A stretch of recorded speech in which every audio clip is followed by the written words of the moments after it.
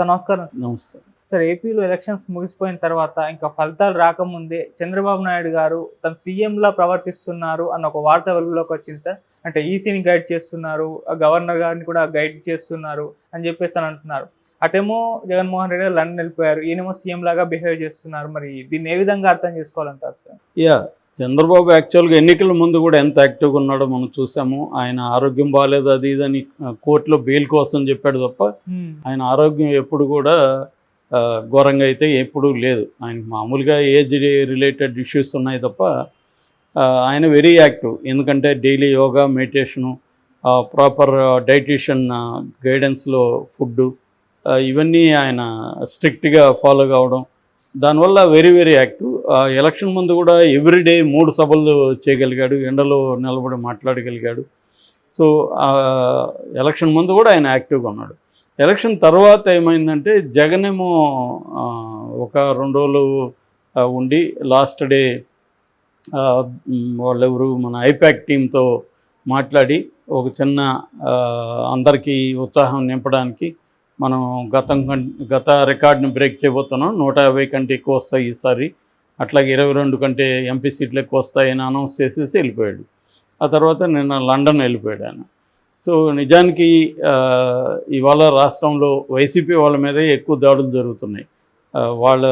మన పెద్దారెడ్డి కిడ్నాప్ అయ్యాడని చెప్తున్నారు, పోలీసులు వాళ్ళ ఇంటి మీద దాడి కూడా విజువల్స్ వచ్చాయి. ఇటు పిన్నెల్లి వాళ్ళని అరెస్ట్ చేశారు, హౌస్ అరెస్టు, గోపిరెడ్డిని అరెస్ట్ చేశారు, హౌస్ అరెస్టు. వాళ్ళందరూ పిన్నెల్లి వీళ్ళు వెళ్ళిపోయారు బయటికి. ఒక పక్క రాంబాబు వీళ్ళందరూ కూడా మీడియా ముందుకు వచ్చి వాపోతున్నారు, మా మీద దాడులు జరుగుతున్నాయి, మా వాళ్ళని అన్యాయంగా అరెస్టులు చేసి కొడుతున్నారు, ఇవేవి పట్టించుకోకుండా జగన్ వెళ్ళిపోయాడన్న విమర్శ కూడా ఉంది. ఏదేమైనా జగన్ వెళ్ళిపోయాడు. అయితే చంద్రబాబు సీఎం లాగే బిహేవ్ చేస్తున్నాడు, సీఎం లాగే ఆయన వ్యవస్థల్ని కంట్రోల్ చేస్తున్నాడు అని ఇప్పుడు వినిపిస్తుంది. ఇదేమో తెలుగుదేశంలో చాలా పాజిటివ్గా మా నాయకుడు చూడండి బాధ్యతగా వ్యవహరిస్తున్నాడు, జగన్ లాగా ఎస్కేప్ అవ్వలేదని వీళ్ళు చెప్పుకుంటున్నారు. వైసీపీ వాళ్ళేమో అతను సీఎం అయిపోయినట్టే కళ్ళగా అంటున్నాడు, సీఎం లాగే అందరికీ ఆజ్ఞలు జారీ చేస్తున్నారు, అన్నిటినీ ఏది నడవాలి ఏది నడవకూడదని అతనే డిసైడ్ చేస్తున్నాడు, ఎలక్షన్ కమిషన్ కూడా ఇతనే గైడ్ చేస్తున్నాడు అనేది వాళ్ళు విమర్శిస్తున్నారు. నిజానికి వైసీపీ వాళ్ళ విమర్శలు కొంత వాస్తవం ఉంది. ఎందుకంటే ఈయన ఎలక్షన్ ముందు కూడా డీబీటీ డబ్బులు వేయొద్దనేది వీళ్ళే కంప్లైంట్ ఇచ్చారు తెలుగుదేశం ఇతని ఆధ్వర్యంలోనే. సో డీబీటీ ఆపేశారు. ఎలక్షన్లో కానీ ఆ డీబీటీ డబ్బులు కాంట్రాక్టులకి ఇచ్చేస్తున్నారు, కాంట్రాక్టులకి ఇచ్చినట్టు ఎక్కడ ఏమీ లేదు కానీ ఇచ్చేస్తున్నారు, డీబీటీ వేయలేదని ఈయన గవర్నర్కి లెక్క రాశాడు, ఇటు ఈసీని గైడ్ చేశాడు. దాంతో ఆ డబ్బులు వెళ్ళాయి. ఈరోజు కూడా రైతులకి వెళ్తున్నాయి. అది వరుసగా ప్రాసెస్లో జరుగుతుంది. నేను అప్పుడే చెప్పిన అది ఆల్రెడీ కోర్టులో ఉంది కాబట్టి ఆ డబ్బులు తీసుకెళ్ళి వైసీపీ ప్రభుత్వం అనుకున్నా కూడా కాంట్రాక్టులకు ఇవ్వలేరు. ఆల్రెడీ కోర్టులో కాంట్రాక్టుల విషయానికి సంబంధించి కూడా కేసు ఉంది. సో ఈ కాంటెక్స్లో రెండోది గవర్నర్ కూడా దాని మీద నివేదిక అడిగాడు, ఆర్థిక నివేదిక గవర్నర్ కూడా అడిగాడు అన్నమాట. సో ఈ కాంటెక్స్లో ఇప్పుడు అది జరిగింది. రెండవది ఆయన ఈ ఫైల్స్ అంటారు, అంటే ఈ ఆఫీస్ అంటే ఎలక్ట్రానిక్ ఆఫీస్, అంటే మొత్తం ఫిజికల్ ఫైల్స్తో పాటు ఎలక్ట్రానిక్గా కూడా ఆఫీస్ ఉంటుంది. సో దాన్ని వాళ్ళు అప్పుడప్పుడు అప్డేట్ చేస్తున్నారు. మనకు తెలుసు సాఫ్ట్వేర్లు అంతా అప్డేట్ అవుతుంటాయి. అలాగే దాన్ని అప్డేషన్ కోసం వాళ్ళు ఏదో 3 రోజులు 4 రోజులు ఆఫీస్కి పనులన్నీ ఆపేసి దాని అప్డేషన్ కార్యక్రమంలో ఉంటే దానిని కూడా చంద్రబాబు ఆపేశాడు. ఇది వీళ్ళు ఫైల్స్ బాగా చేయబోతున్నారు, అందుకని దీన్ని ఆపండి కొత్త ప్రభుత్వం వచ్చే వరకు అని ఈసీకి గైడ్ చేశాడు. ఈసీ ఆపేసింది. సో అట్లాగే పోలీస్ ఆఫీసర్ని ఎవరెవరిని మార్చాలి, ఎవరెవరి మీద కేసులు పెట్టాలి, ఇవన్నీ కూడా రోజు ఈసీకి గైడ్ చేయడం, ఇటు గవర్నర్కి లేఖలు రాయడం, ఇవన్నీ చేస్తున్నాడు. సో అంటే ఆయన చెప్పినవన్నీ కూడా అయిపోతున్నాయి. ప్లస్ ఆయనకు భద్రత కూడా పెంచారు. ఆల్రెడీ సీఎం అయిపోయినట్టే కేంద్ర నిఘా వర్గాలు కావచ్చు, లేకపోతే సెక్యూరిటీ వచ్చి వాళ్ళ ఇంటి దగ్గర అంతా పరిశీలించిపోవడం, అంటే ఒక వాతావరణం ఎలా క్రియేట్ అయిందంటే ఆల్రెడీ చంద్రబాబు సీఎం అయిపోయాడు, సీఎం లాగా బిహేవ్ చేస్తున్నాడు అన్న వాతావరణం అయితే క్రియేట్ అయిపోయింది ఆ గ్రౌండ్లో. ఎందుకంటే జగన్ లేడు, అటుపక్క నిజానికి జగన్ ప్రభుత్వం ఉంది కానీ టెక్నికల్గా చూసినప్పుడు పేరుకి జగన్ ప్రభుత్వం ఉంది కానీ మొత్తం నడిపేదంతా ఈసీ నడుపుతుంది. ఈసీనేమో చంద్రబాబు నడుపుతున్నాడు, గవర్నర్ కూడా చంద్రబాబు గైడ్ చేస్తున్నాడు. ఇది ఇవాళ పిక్చర్ మనకు కనబడేది. సో మామూలుగా ఇప్పుడే కాదు, నిజానికి మన గుర్తు చేసుకుంటే జగన్ వచ్చిన 2 ఏళ్ల వరకు కూడా 2019, 20 మన కరోనా వచ్చే వరకు కూడా జగన్ ప్రభుత్వం ఏది చేయాలన్నా ఈయన అడ్డుపడేవాడు కోర్టుల ద్వారా.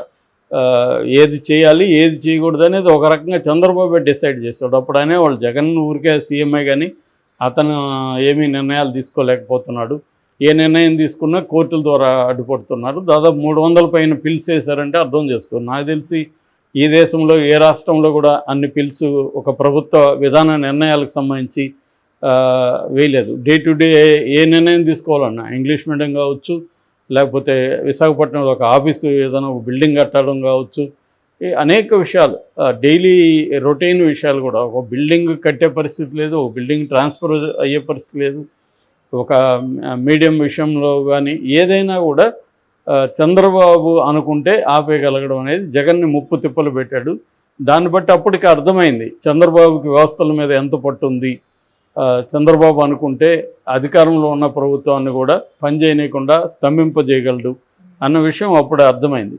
సో ఇప్పుడైతే ఇంకా ఆయనకి అప్పుడైతే మోడీ సపోర్ట్ కూడా లేదు. మోడీ సపోర్ట్ నిజానికి జగన్కు ఉంది. మోడీ సపోర్ట్ జగన్కున్నా కూడా జగన్ సీఎంగా ఫంక్షన్ కాలేకపోయాడు బికాస్ ఆఫ్ లీగల్ సిస్టంలో చంద్రబాబుకు ఉన్న పట్టు. ఇవాళ ఇంకా మోడీ సపోర్ట్ వచ్చింది. ఎలక్షన్ కమిషన్ తను చెప్పిన మాట వింటుంది, తను మార్చమన్న మారుస్తుంది, ఆ స్థానంలో తన కావాల్సిన వాళ్ళని వేయించుకుంటున్నాడు, తను చెప్పుతాడు. ఈమెమో మన పురంధేశ్వరి ఆ లిస్ట్ అంతా ఎలక్షన్ కమిషన్ పెడుతుంది. ఇలా మరిది వదిన ఇద్దరు కలిసి ఎలక్షన్ కమిషన్ ఏం చేయాలో ఒక రకంగా నిర్దేశించారు. అట్లాగే స్పెషల్ అబ్జర్వర్గా వచ్చిన దీపక్ మిశ్రా కూడా వీళ్ళు చెప్పినట్టే విన్నాడు అనేది వైసీపీ వాళ్ళ ఆరోపణలు. సో ఇలా మనం చూస్తే ఇప్పుడు క్లియర్గా ఒక రకంగా పేరుకి ఎలక్షన్ కమిషన్ గవర్నమెంట్ రన్ చేసిన ఎలక్షన్ కమిషన్ని చంద్రబాబు గైడ్ చేయడం అనేది క్లియర్గా కనిపిస్తుంది.